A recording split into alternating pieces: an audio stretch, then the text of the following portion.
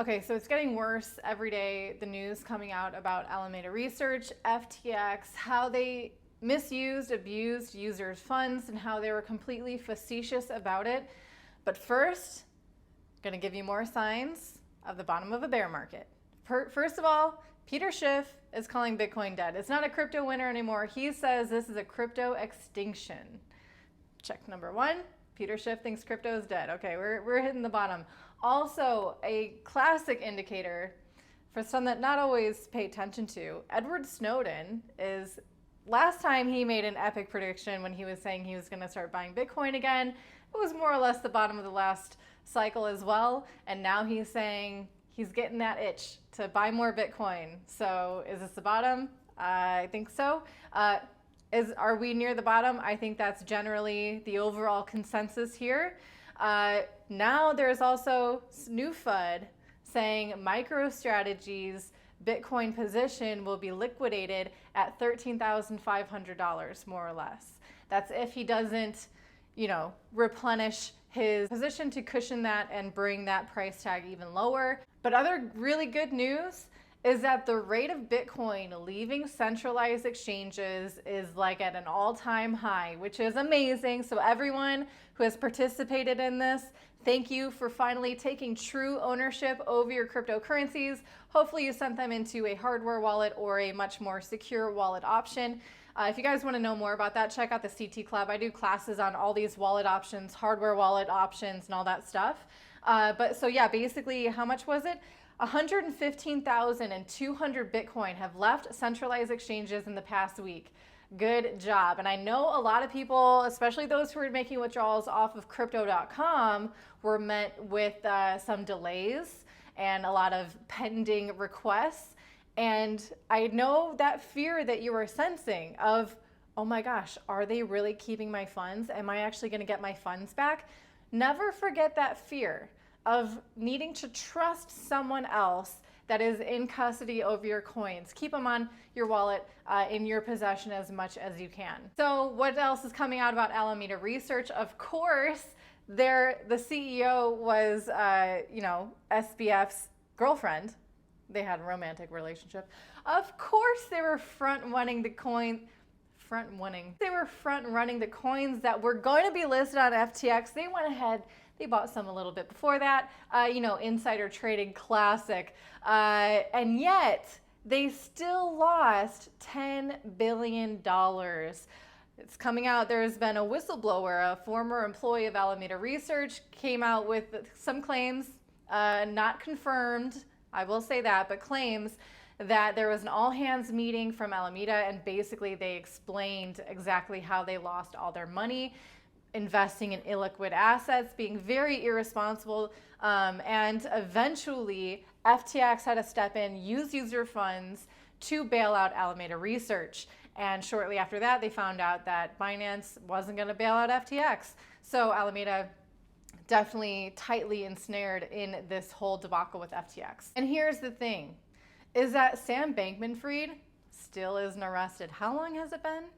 And that's what I mean when I say actions speak louder than words, and the inactions happening from the authorities not taking SBF into their custody to be punished for his apparent fraud. A lot of illegal insider trading for sure happening in FTX, and a lot of debauchery. And regarding that, I'm just gonna go ahead and read a tweet from Edward Snowden. He says, the White House sanctions and arrests kids for the crime of building privacy tools to protect you, again, talking about Tornado Cash and how the developer of Tornado Cash was very quickly arrested and is still arrested and is denied being able to see his family or speak to his family. But no, we're not going to talk about that. Meanwhile, regulators were quietly palling around with the thieves who just robbed 5 million people. Again, I think he's referencing the ties of the SEC chair, Gary Gensler, and Sam Bankman-Fried's girlfriend's father, close ties there, brings it all full circle.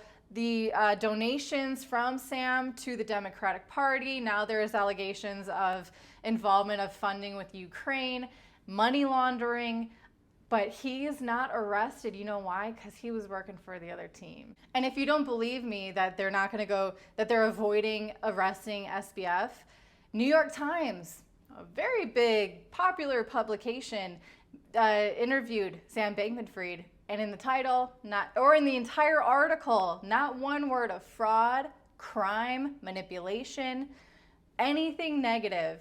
Yet Sam ensures us, he's been sleeping and playing video games. Like, it could be worse. Like, the guy is an alien or completely a monster. They're definitely framing in the mainstream media SBF. It wasn't that bad, but it is shining a light on the regulations. Regulations are going to need to come in. Kevin O'Leary is saying, yeah, FTX, what happened sucked, but it's never going to happen again because crypto regulations are going to save us. No. And it's just one more example. Again, people are saying this on Twitter. They don't want to jail SBF, but they do want to take your crypto. So regulations are coming in. They're going to try to give you all the reasons why they need to be the middleman between you and your true ownership over your cryptocurrencies. Last up, BlockFi is also deeply affected by what's happening with FTX. They had extreme exposure to FTX, and because of that, they have halted withdrawals. And now they're saying that it's probably going to take until this Chapter 11 bankruptcy of FTX is finished and that those whole proceedings are done before they know what's actually going to be happening with their funds. And furthermore, do you remember what happened with Celsius users after Celsius filed for Chapter 11 bankruptcy? I spoke about this over a month ago, that users' information, their names, the types of transactions that they were dealing with, the amounts of transactions, their wallet IDs, all of this was made public because those users, they weren't technically depositing their coins to Celsius. They were engaging in lending their coins to Celsius. They were their unsecured creditors. And the same thing is going to be happening to BlockFi, to FTX.